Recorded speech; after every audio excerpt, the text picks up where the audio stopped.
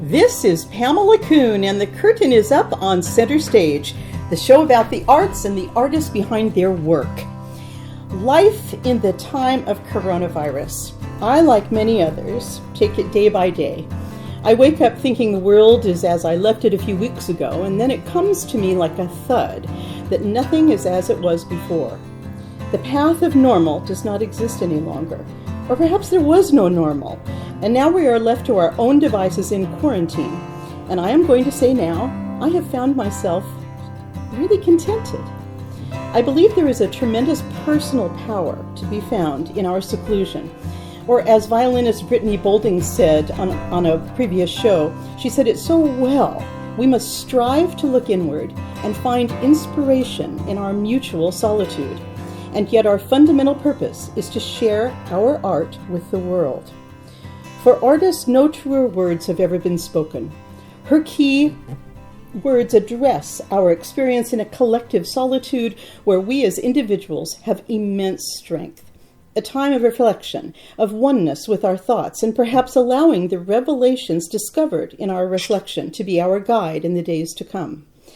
And for many, we are not on the run, not racing to the trains. It is a time to take the strain off of our bodies and spirits, and time that can be well spent with family.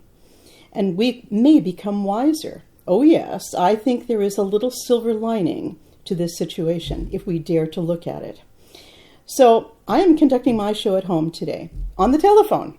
And my little dog Madison will definitely at some point be barking in the background while my husband, working remotely, conducts his business.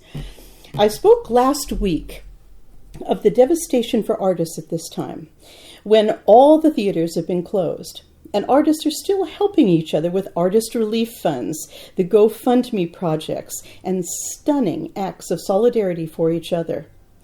We take entertainment for granted in this world, and I hope all of you listening will take a moment to go to a site like Artist Relief Tree and make a donation so the artist providing that entertainment for us can remain in our lives.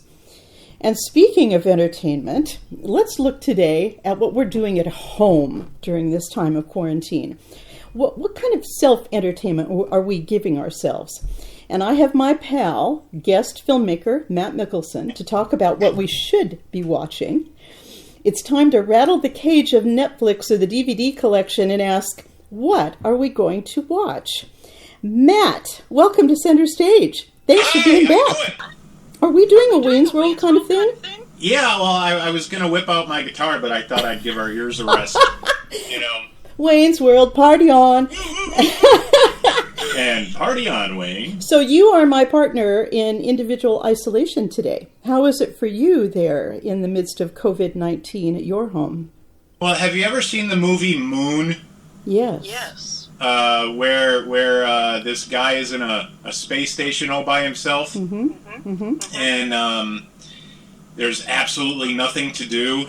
And then he eventually finds out he's just a copy of a copy of a copy of a copy of a copy of people that they've been keeping there, and they keep them going by just giving them a little hope that they have a fake family on Earth and stuff like that with pre-recorded messages, and then he has to deal with the fact that he's actually all alone and he's never going anywhere.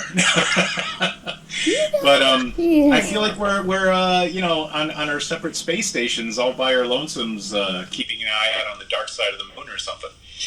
You know, that theme of being alone on a space station has been bandied about a bit, hasn't it? I mean, really. It's the first I'm hearing about it, talking with you. Yeah. I didn't really think of it that way until you just brought it up. But at least I'm stranded with my family. That's cool. Exactly. And that's one of the best things about this, isn't it? I mean, really. But, you know the thing, living in outer space, somehow the bills still find me. They have a way. If that would stop, that would be much better. So, this has affected your work directly, as an artist yourself, as a filmmaker, a cameraman, a screenwriter. Everything is stopped dead in its tracks. And how are you coping with that emotionally? Well, I saved a few bucks, trying to find some kind of income that I can make it work, or make it home. And whether maybe editing or something, or voiceovers. And also, my wife is consulting from home a lot, so, a lot of grant writing and stuff like that. So Hopefully that'll keep us afloat. But yeah, I can't, imagine, how people are coping out there that are living paycheck to paycheck, and 99% of their money gets eaten up by their rent and their car payment every month, and that's gone. I've been there, I know, so that's a scary, scary place to be, especially if you have kids. It is, and our hearts go out to everyone. I mean, we're all in this together. There are no exceptions. And that's one of the things I talked about last week on my show, is that for once, and I'm citing performers right now and everyone in the entertainment business, we are all equal. You and I live with competition all the time. And suddenly, there's nothing. I mean, we have been stopped. It's unprecedented, really, isn't it? I mean, the Broadway shows being closed, all the opera houses, and this is not just in Hollywood or in New York. This is worldwide. So it's really left its imprint, and it's very sad. And it's weird that it's not that the competition has disappeared. The competition for that work has disappeared. Mm-hmm. The work has disappeared. It's gone. Or on hiatus. We had to cancel our Han Solo shoot for this weekend. I know. I was thinking of you. Which I was really looking forward to, because that's a lot of fun. And we had like 30 people come in, and stormtroopers and all kinds of stuff, and C-3PO and R2-D2 and Chewbacca. But I had to put the kibosh and everything until further notice. But that was my big disappointment. I know. I'm so sorry about that. And, what are you going to do? But there's going to be a tomorrow. But the common person on the street doesn't realize how much planning and how much money goes into projects. You're talking about costumes and hiring people and the sets and just everything that goes into it. That we do take the entertainment industry for granted. And we turn on the TV, it's there. But right now, there's not one Broadway show to walk into to kind of douse your fears right now. And this is something I'm hoping in the real world this is going to come back. It could be worse. Like I've seen the meme. Our great grandparents and our grandparents went to war, and we're being asked to sit on the couch. So, pucker up and deal, I guess. So at least we got that. But and then you look at the you look at the history of say the Spanish flu in 1918, where the governments were all at war, so they sat on the whole virus thing and kept it out of the public eye for a good year and a half, and they call it the Spanish flu just because Spain was the only country telling their people there was a problem. And Woodrow Wilson, the president of the United States, was sitting on it and didn't, because he thought that, spies might get in there or something and reveal some troop movement or something like that. But it ended up killing millions and millions of people, yet not Americans, trying to keep it quiet. Well, our current administration has been compared to him at times, but hey, let's not go there and ruin a good show, Matt. Oh my gosh. So what are you guys doing at home? I mean, I know you have two girls and they're heavily involved with you, on the Han Solo Chronicles. And I'm sure that's so much fun. I know you adore your girls and you're such a great family man. But are there things that are coming to the top? I mean, should we just get into this? What are you guys watching? They're actually upset about getting homework assignments now this week. So, but I'm glad they have something to do at the same time. Exactly. We've been doing family game night, and we've been, hanging out at a distance with some of our neighbors up until like last week, and. Also, we've got a lot of. I mean, like the kitchen sink blew, and I had to get that fixed because the pipes were so old they had to be replaced. So that was exciting. And then we've got squirrels eating my attic. So we've got the squirrel guy over trapping squirrels all week. Exciting. So that's been entertaining. Waking up with squirrels in the traps that they have to drive, 5-10 miles away so they don't make their way back. Because it's about baby making time or baby birthing time in Squirrelville. That's right. So we got to get them out of our attic before 50 of them pop up in there. So you want to stay away from that. We once had raccoons that gave birth, and we couldn't take them out until they were old enough. I'll never forget that. We didn't sleep for 4 months. I'm telling you right now. So good luck. Did you have to raise them like in the house? No, in the attic. We had to leave them be.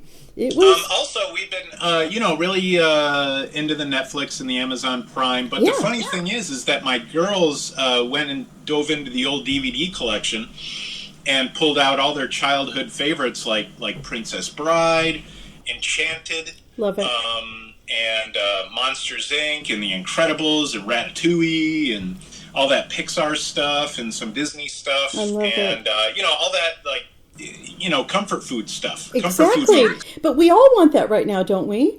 Well, coronavirus is making me fat, man. The gym is closed, and we're eating comfort food, and I'm having 2 scotches at night instead of 1. And, and it's all catching up with me, and I can't go to DSW and buy running shoes. Oh, dear. This is a problem. I think you better take out some cans of green beans and start lifting them as weights and get that workout going in the house. I've been doing push-ups in the morning, but, I haven't been enjoying it. So have you got some choices for us, or some great films to dip into, or anything on Netflix? I mean, you and I have talked about this ad infinitum. The best is on Netflix right now and Amazon Prime. So go for it. Yeah, there's some stinkers here and there, but there's also so much good stuff right now. It's really hard to find one. They've been producing so much stuff. Once in a while, you get a loser, but you got to work your way through it and see what you like. We're actually revisiting The Sopranos. From 1999, fantastic which is choice. the beginning of world-class television that HBO started back in 1999. Absolutely. After the network started letting their writers go, so they could make garbage TV, reality shows, aka yes, 15-year writing hole right there. Also.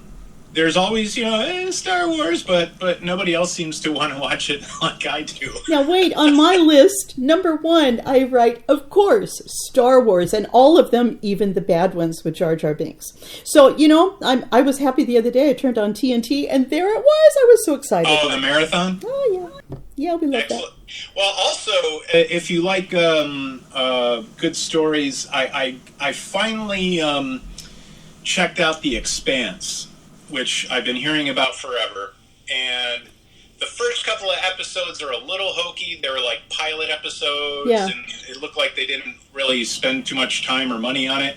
And then it really gets going after that. Wow. And there's like 4 seasons of like 12 episodes a season.